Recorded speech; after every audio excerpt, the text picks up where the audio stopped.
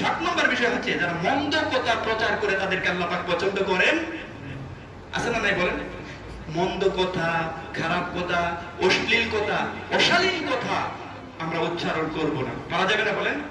আল্লাহ পাক বলেন লা ইউহিব্বুল্লাহুল জাহরা বিসসুই মিনাল কওলি ইল্লা মান যুলিম।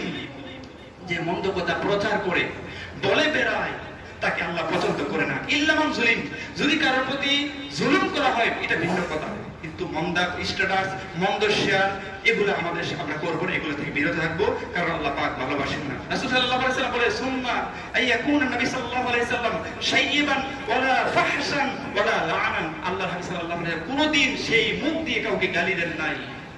এই মুখ দিয়ে আল্লাহর হাবিব সাল্লাল্লাহু আলাইহি ওয়াসাল্লাম কখনো অশালীন কথা বলেন নাই। এই মুখ দিয়ে আল্লাহর হাবিব সাল্লাল্লাহু আলাইহি ওয়াসাল্লাম কখনো মানুষকে অভিশাপ দেন নাই।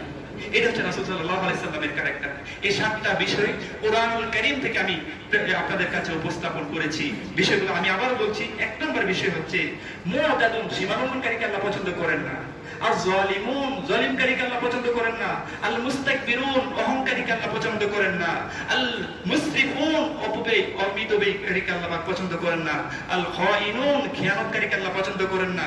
মুফসিদুন, বিশৃঙ্খলা সৃষ্টিকারীকে আল্লাহ পছন্দ করেন না। মুবাল্লিগুস সু, মন্দ কথা প্রচারকারীকে আল্লাহ পাক পছন্দ করেন না। হাযা মা ইনদি ওয়াল ইলমু ইনদাল্লাহ।